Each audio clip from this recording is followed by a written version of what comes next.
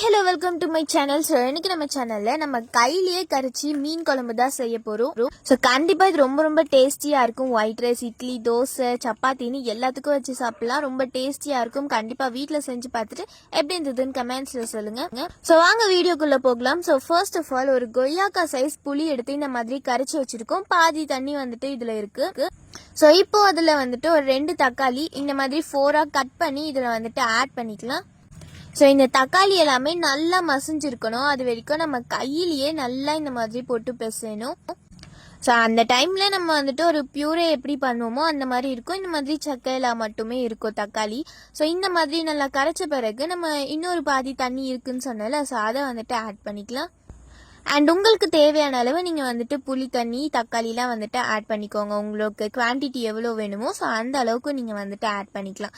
இப்போது இது கூட நம்ம மசாலா ஐட்டம்ஸ் ஆட் பண்ணோம். ஸோ இது கூட ஒரு 2 பிஞ்ச் அளவுக்கு மஞ்சத்தூள், 1 டேபிள் ஸ்பூன் அளவுக்கு தனி மிளகாய் தூள், அண்ட் இது கூடயே நம்ம வந்துட்டு வீட்டில் அரைச்சிருக்க குழம்பு மிளகாய் தூள் ஆட் பண்ணிக்கலாம். அப்படி உங்ககிட்ட அந்த குழம்பு மிளகாய் தூள் இல்லைன்னா பரவாயில்ல.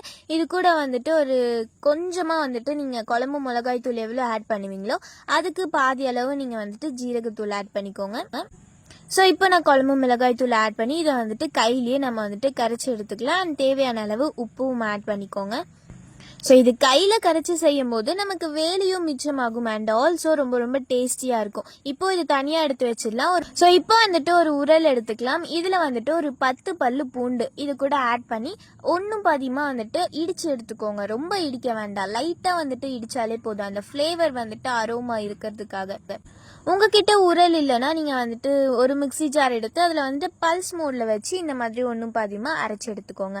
அண்ட் அதே மாதிரி ஒரு 20 சின்ன வெங்காயம் ஸோ அதையும் ஆட் பண்ணிக்கோங்க. இது கூட 1 டேபிள் ஸ்பூன் அளவுக்கு ஜீரகம் ஆட் பண்ணி இதையுமே ஒன்று பாதியமாக நம்ம வந்துட்டு இடித்து எடுத்துக்கலாம். இடித்து எடுத்தால் அதோட ஃப்ளேவர்லாம் வந்துட்டு கொஞ்சம் வெளியில் வரப்போ அது டேஸ்ட் ரொம்ப நல்லாயிருக்கும்.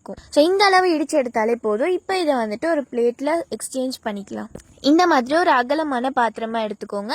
அண்ட் அதை வந்துட்டு ரொம்ப ஹீட் ஆகிட்ட பிறகு இது கூட ஒரு 4 டேபிள் ஸ்பூன் அளவுக்கு நல்லெண்ணெய் பிடிச்சவங்க ஆட் பண்ணிக்கலாம். அப்படி இல்லாட்டி உங்ககிட்ட வந்துட்டு தேங்காய் எண்ணெய் இல்லை நார்மலாக செய்கிற ஆயில் இருந்தாலும் நீங்கள் வந்துட்டு ஆட் பண்ணிக்கோங்க. அண்ட் இப்போ ஆயில் நல்லா சூடாயிட்ட பிறகு 1/2 டேபிள் ஸ்பூன் அளவுக்கு வெந்தயம், 1 டேபிள் ஸ்பூன் அளவுக்கு கடுகு இது நல்லாவே வந்துட்டு பொரியணும். கடுகு அண்ட் வெந்தயம் வந்துட்டு கொஞ்சம் செவக்கணும். அது வரைக்கும் வந்துட்டு நல்லாவே பொரிய விடுங்க. அதுக்கப்புறம் இது கூட நம்ம இடிச்சு வச்சிருக்க வெங்காயம் அண்ட் பூண்டும் ஆட் பண்ணிக்கலாம். இது கூடயே வந்துட்டு ஒரு 2 பெரிய வெங்காயம் இந்த மாதிரி கட் பண்ணி வச்சிருக்கிறதையும் ஆட் பண்ணி நல்லாவே வதக்கி எடுத்துக்கலாம். கொஞ்சம் செவந்தாலே போதும், ரொம்ப நம்ம வதக்கணுன்ற அவசியம் இல்லை. அதுக்கப்புறம் இது கூட கருவேப்பிலை ஆட் பண்ணிக்கோங்க. அண்ட் இந்த மாதிரி வதங்கிட்ட பிறகு ஒரு 2 பச்சை மிளகா ஆட் பண்ணிக்கோங்க. பச்சை மிளகா ஆட் பண்ணி ரொம்ப வதக்கணுன்ட்டு இல்லை. ஸோ இந்த மாதிரி வெங்காயம் நல்லா வதங்கி இருக்கணும், இதுவே போதும். இப்போ இது கூட நம்ம வந்துட்டு கையிலேயே நம்ம கரைச்சி வச்சிருந்தோம்ல இந்த புளி தக்காளி மசாலா தண்ணி ஸோ அதை வந்துட்டு இது கூட ஆட் பண்ணிக்கோங்க. அவ்வளோதான் ஃப்ரெண்ட்ஸ். இது நல்லா கொதிச்சு வந்த பிறகு மீன் போட்டு இறக்கிட வேண்டியதுதான். அண்ட் இந்த டைமில் நீங்கள் வந்துட்டு உப்பு காரம் பார்த்து செக் பண்ணி நீங்கள் வந்துட்டு எல்லாமே ஆட் பண்ணிக்கலாம்.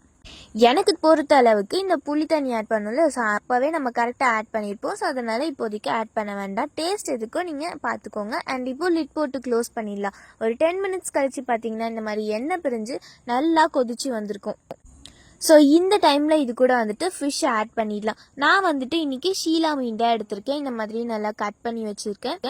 ஸோ நல்லாவே நம்ம வந்துட்டு க்ளீன் பண்ணி கட் பண்ணி வச்சாச்சு. இந்த மாதிரி பெரிய மீனாக இதில் போட்டு செய்யும் போது ரொம்ப நல்லாயிருக்கும். அது மட்டும் இல்லை, உங்களுக்கு என்ன மீன் நீங்கள் வந்துட்டு ஆட் பண்ணணுமோ அதை வந்துட்டு ஆட் பண்ணிக்கோங்க. நீங்கள் வந்துட்டு ஃபஸ்ட்டு போட்ட உடனே கரண்டியால் கிளறாமல் இந்த மாதிரி லைட்டாக அந்த பாத்திரத்தை மட்டும் பிடிச்சி சுழட்டி விட்டிங்கனாலே போதும். ஏன்னா மீன் அப்போ தான் உடையாது. இது ரொம்ப நேரம் வேகணும்னு அவசியம் இல்லை, ஒரு 5 மினிட்ஸ் வெந்தாலே போதும், அது சீக்கிரமாக வெந்துடும். ஸோ அதுக்கப்புறம் ஒரு 5 மினிட்ஸ் கழிச்சு பார்த்தீங்கன்னா சூப்பரான மீன் குழம்பு ரெடி. அண்ட் இது நம்ம மீன் போடுறதுக்கு முன்னாடி உங்களுக்கு மாங்காய் வேணும்னால ஆட் பண்ணிக்கலாம். ஸோ அது ரொம்ப ரொம்ப டேஸ்டியாக இருக்கும். ஸோ இந்த மாதிரி அடியிலேருந்து மிக்ஸ் பண்ணுங்கள், பிகாஸ் அப்போ தான் வந்துட்டு நமக்கு உடையாமல் மீன் இருக்கும். இப்போ கொத்தமல்லி ஆட் பண்ணி சர்வ் பண்ணிக்கலாம். நான் இன்னைக்கு ஒயிட் ரைஸோட தான் சர்வ் பண்ணிக்கிட்டேன். ஆனால் நீங்கள் இட்லி, தோசை, சப்பாத்தி, பூரின்னு எல்லாத்துக்கூடயும் சர்வ் பண்ணிவிட்டு எப்படி இருந்ததுன்னு கமெண்ட்ஸில் சொல்லுங்கள். அண்ட் நான் போய் சாப்பிட போகிறேன். வீடியோ பிடிச்சிருந்தா லைக் பண்ணுங்கள், ஷேர் பண்ணுங்கள், கமெண்ட் பண்ணுங்கள், சப்ஸ்கிரைப் பண்ணுங்கள், பக்கத்தில் இருக்க பெல் ஐக்கான் டச் பண்ணுங்கள். நெக்ஸ்ட் வீடியோவில் மீட் பண்ணலாம். Thank you, by.